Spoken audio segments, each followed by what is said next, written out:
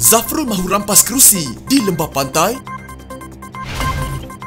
Lantik senator di Parlimen, kita dah tertipu selama 7 bulan.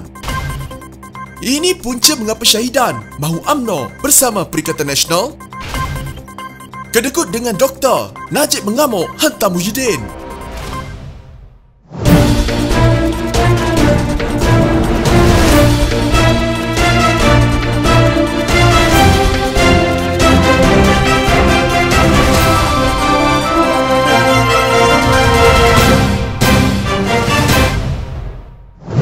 Menteri Kewangan Tengku Zafrul Tengku Abdul Aziz berpeluang untuk menang di kerusi Parlimen Lembah Pantai pada PRU15 tetapi dengan syarat, kata pemimpin UMNO Raja Nong Chik Raja Zainal Abidin. Dia dipetik utusan online berkata demikian ketika ditanya mengenai desas-desus Tengku Zafrul bertanding di Lembah Pantai. Menjelaskan syarat itu, Raja Nong Chik berkata senator itu boleh menang jika dia bertanding sebagai calon UMNO. Tengku Zafrul ada peluang untuk menang jika beliau mewakili UMNO dan Barisan Nasional. Beliau memang orang Lembah Pantai, ibu bapanya pernah duduk di Bangsar dan beliau pun membesar di sana. Tetapi kalau nak bertanding, bertandinglah sebagai calon Barisan Nasional dan bukan Perikatan Nasional, katanya. Raja Nong Chik memimpin bahagian UMNO Lembah Pantai dan bertanding di kerusi Parlimen itu 2 kali pada PRU13 dan PRU14 tetapi tewas kepada wakil PKR Nurul Izzah Anwar pada 2013 serta Fahmi Fazil pada 2018. Pun begitu, Raja Nong Chik dipetik utusan online berkata hanya UMNO sahaja yang boleh merampas kembali kerusi Lembah Pantai jika dapat menghadapi pilihan raya umum bersama PAS dalam Mufakat Nasional. Dengan Mufakat Nasional, peluang untuk UMNO menang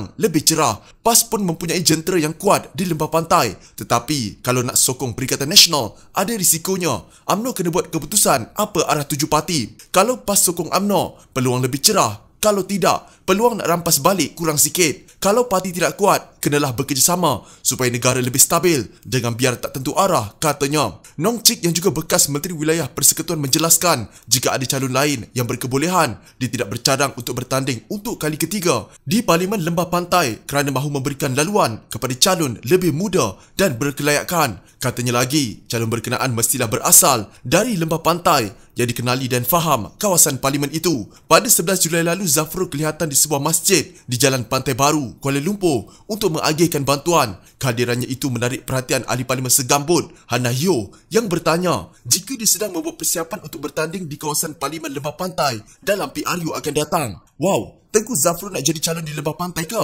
Soalnya secara mengusik di Twitter. Sejak diwujudkan pada 1984, kerusi Parlimen Lembah Pantai secara tradisinya disandang UMNO sehinggalah PRU12 apabila Nurul Izzah Anwar daripada PKR membuat kemunculan pertama dalam pilihan raya mengalahkan Shahrizad Abdul Jalil, penyandang kerusi itu selama 3 penggal. Awal tahun ini, Ketua UMNO Lembah Pantai Ramlan Askolani menolak kabar angin Tengku Zafrul akan menjadi calon di situ.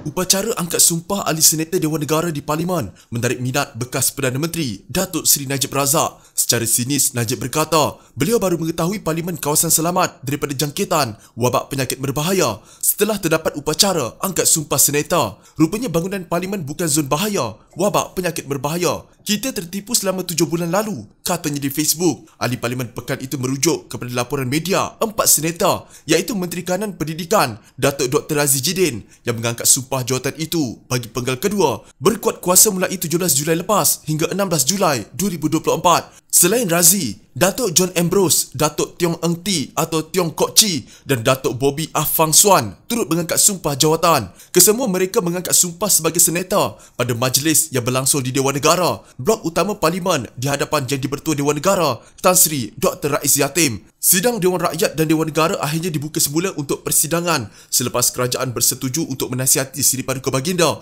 Yang di-Pertuan Agong Al-Sultan Abdullah Riayatuddin Al-Mustafa Billah Shah supaya mesyuarat khas penggal ketiga Parlimen ke-14 diadakan. Mesyuarat khas Dewan Rakyat dijadual 26 hingga 29 Julai dan 2 Ogos, manakala mesyuarat khas Dewan Negara berlangsung pada 3 hingga 5 Ogos. Najib adalah antara ahli Parlimen yang keras mendesak agar Kerajaan Perikatan Nasional untuk membuka semula sidang Parlimen. Sebelum ini, Najib berkata kerajaan akan dikenakan kad merah melainkan Parlimen dibuka semula secepat mungkin. Ia bila mana ahli parlimen kedua-dua belah pihak terus memberi tekanan kepada Perikatan Nasional supaya persidangan Dewan Rakyat diadakan segera. Najib berkata, gesaan itu bagi membolehkan ordinan darurat yang sudah diwartakan kerajaan dalam tempoh darurat termasuk pengisytiharan darurat dibahas, diundi dan diluluskan di parlimen secepat mungkin.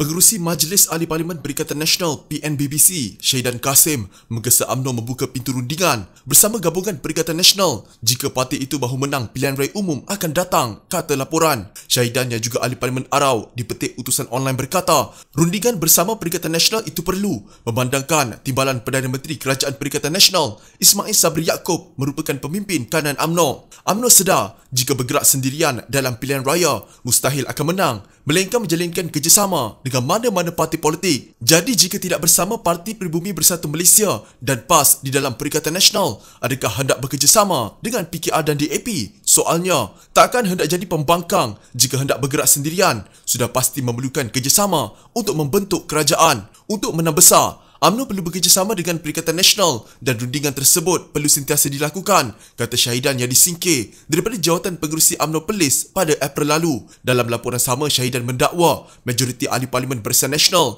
iaitu sekitar 37 daripada 42 orang kekal menyokong kerajaan Perikatan Nasional. Syahidan juga dipetik utusan online berkata dia akan bertemu Presiden UMNO Ahmad Zaid Habidi untuk meminta seluruh pemimpin Barisan Nasional menyokong Perikatan Nasional. Untuk rekod, PAS dan Gabungan Parti Sarawak GPS telah menyatakan sokongan kepada Perdana Menteri Muhyiddin Yassin yang kini menerima asakan daripada UMNO agar meletakkan jawatan. Selain itu, rakan UMNO dalam Barisan Nasional iaitu MIC dan MCA juga telah menyatakan sokongan kepada Muhyiddin. Pun begitu, Ahli Majlis Tertinggi UMNO Muhammad Puan Zarkashi berkata UMNO perlu tegas mempertahankan pendirian parti itu meskipun hanya tinggal 3 orang saja yang sanggup berbuat demikian. Puan mendakwa terdapat pemimpin UMNO yang sanggup menjadi power broker yang mahu menjual parti dengan berunding tanpa restu Presiden. Begitu juga katanya berkenaan tindakan Menteri UMNO yang tidak mengikut keputusan parti agar menarik sokongan terhadap Muhyiddin. Terbaru MT putuskan untuk menarik balik sokongan kepada Perdana Menteri, tetapi kluster menteri pula buat keputusan songsang. Mereka sokong Perdana Menteri, kata Puan pada 17 Julai lalu.